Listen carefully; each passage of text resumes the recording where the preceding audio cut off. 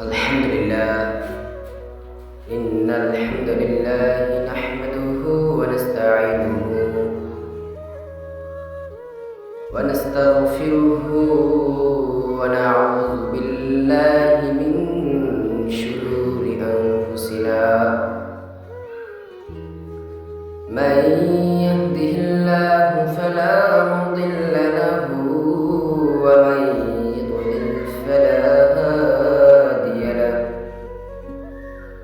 ونشهد أن لا إله إلا الله وأن محمدا عبده ورسوله الذي أرسل رسوله بالحق بشيرا ونذيرا بين يدي الساعة من يطع الله ورسوله فقد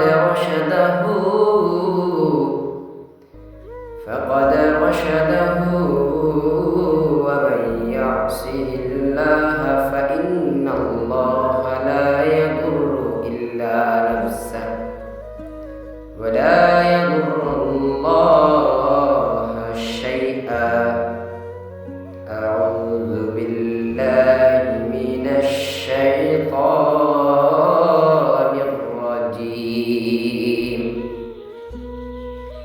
بسم الله الرحمن الرحيم আলহামদুলিল্লাহ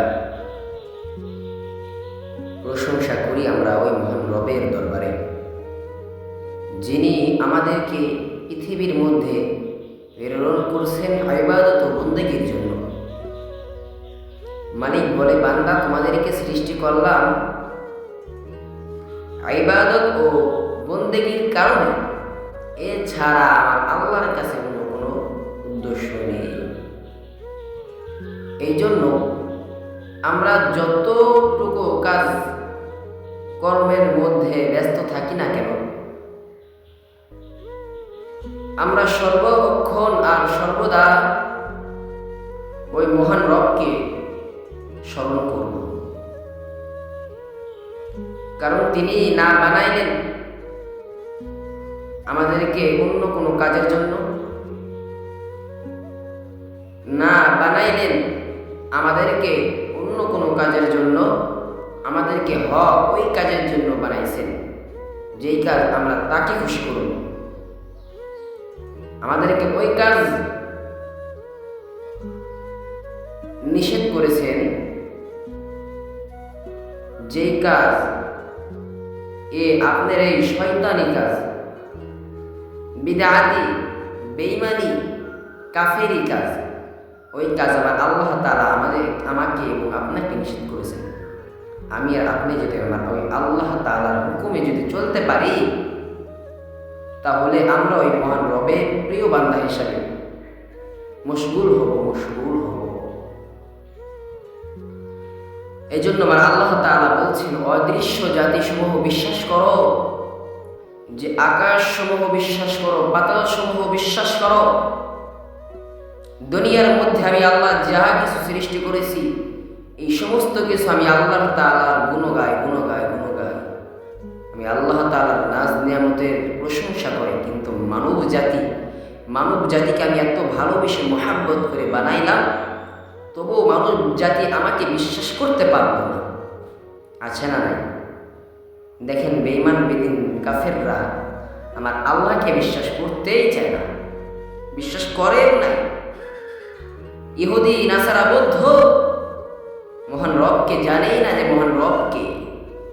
তারা জানে দেওয়াল ঠেকানো, তারা জানে মূর্তি পূজা করা, তারা ইত্যাদি ইত্যাদি পূজা করবে, কিন্তু মহান রবকে চিনতে পারে না। যে জমিনের মধ্যে আমার আল্লাহ তাআলা এই বান্দাকে বৃষ্টি দান করেন, জমিনের মধ্যে আল্লাহ তাআলা এই বান্দাকে শান্তি দান করেন, কিন্তু মানুষ সেটা বুঝতে পারে না, ইনসান সেটা বুঝতে বুঝতে পারে না যে মহান রব আমাদেরকে কতটুকু ভালোবাসে।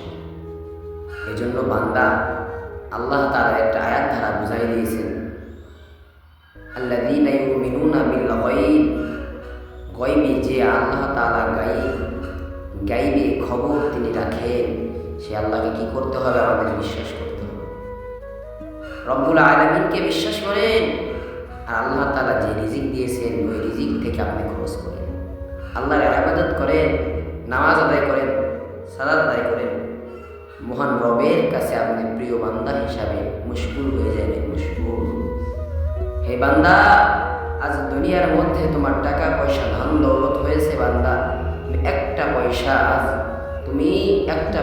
আজ গরিব দুঃখীর মাঝে তুমি ছড়াও না, যাকাত করো না, যাকাত আদায় করো না। তুমি কিসের বান্দা? তুমি যে আল্লাহ তাআলা তোমাকে ধন সম্পত্তি বানাইয়া, তোমাকে ধন সম্পত্তির মালিক বানাইয়া, তোমাকে আল্লাহ তাআলা এমনভাবে তোমাকে গরিব দুঃখিনীদেরকে দেখতে বলেছেন, তুমি সেটা না করে তোমার আয়ত্তের জন্য, তুমি বেঁচে থাকার জন্য তুমি সেই টাকা পয়সা দিয়ে বাড়ি গাড়ি করে বেড়াচ্ছ।